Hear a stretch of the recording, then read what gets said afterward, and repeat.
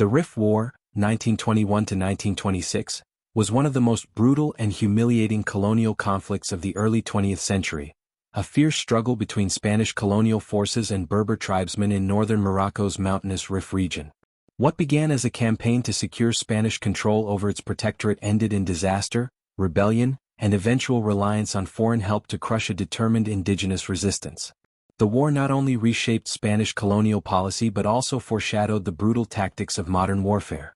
Background: Spain's colonial ambitions in Morocco. By the early 1900s, Spain's once vast empire had dwindled.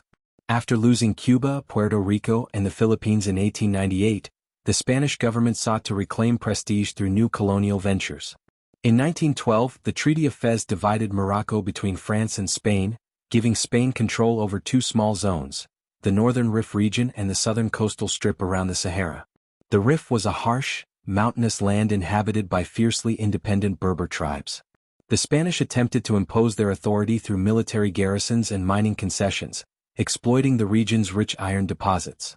But resentment among the Rif tribes quickly grew, especially under heavy taxation and the arrogance of colonial officers who underestimated local resistance. The rise of Abd el-Krim. The leader who would challenge Spanish rule was Muhammad ibn Abd el-Krim al-Khattabi, commonly known as Abd el-Krim. A former civil servant under the Spanish administration, Abd el-Krim had studied both Arabic and Spanish law. He initially cooperated with the colonial government but became disillusioned by Spain's exploitation of his people.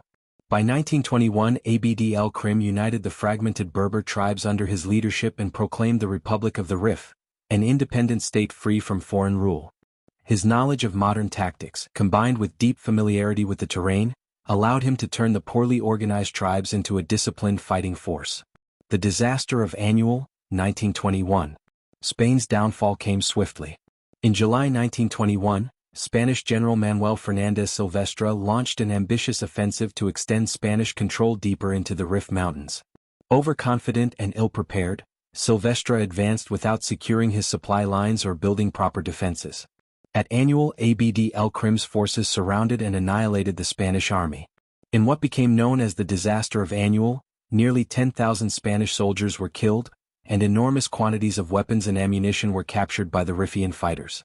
Silvestre himself reportedly took his own life on the battlefield. The defeat shocked Spain and caused a national crisis.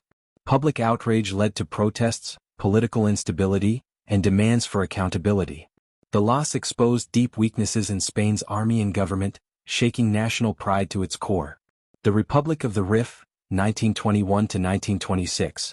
Following his victory, Abd el-Krim consolidated his control over much of northern Morocco, declaring the Republic of the Rif in 1923. The new state had a functioning government, army, and even a rudimentary tax system. Abd el-Krim envisioned a modern, independent Morocco free from colonial domination, not merely a tribal revolt, but a nationalist movement. However, his success alarmed both Spain and France, which feared that the rebellion might spread to their own colonial territories. The French protectorate in Morocco faced growing unrest among Berber tribes inspired by Abd el-Krim's defiance. The turning point: Franco-Spanish cooperation. By 1925, the situation had become dire for Spain. Its forces had been pushed back to coastal enclaves like Melilla and Ceuta, and morale was collapsing. To prevent a total colonial collapse, France and Spain formed an alliance to crush the Rif Republic. Under the command of Marshal Felipe Pétain, hero of Verdun, and Spain's General Miguel Primo de Rivera, a massive joint offensive was launched. The campaign introduced modern warfare tactics to colonial combat, including heavy artillery, aerial bombardment, and most infamously the use of chemical weapons, mustard gas, by Spanish forces against civilian populations. The turning point came with the Al-Husima's landing in September 1925, a coordinated amphibious assault involving more than 13,000 troops. It was one of the first large-scale landings of its kind in history and would later serve as a model for Allied operations during World War II.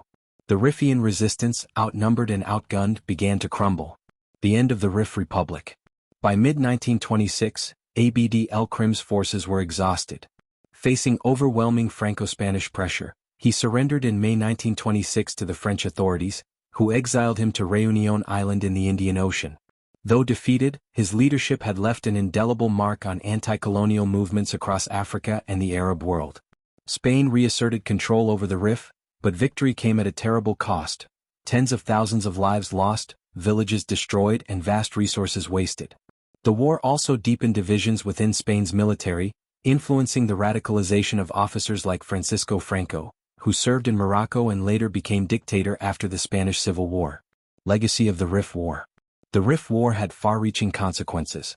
It exposed the brutality of European colonialism, with chemical warfare used against indigenous civilians.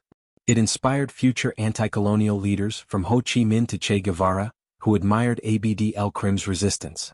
It weakened Spain's monarchy and contributed to political unrest that eventually led to the fall of the Spanish monarchy in 1931 and the rise of the Second Spanish Republic.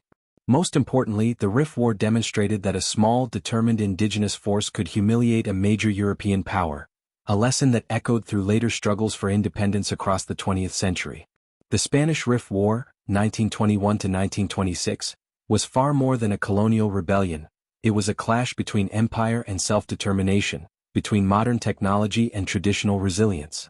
Abd el-Krim's bold defiance against overwhelming odds became a symbol of anti-colonial resistance long before decolonization swept the world.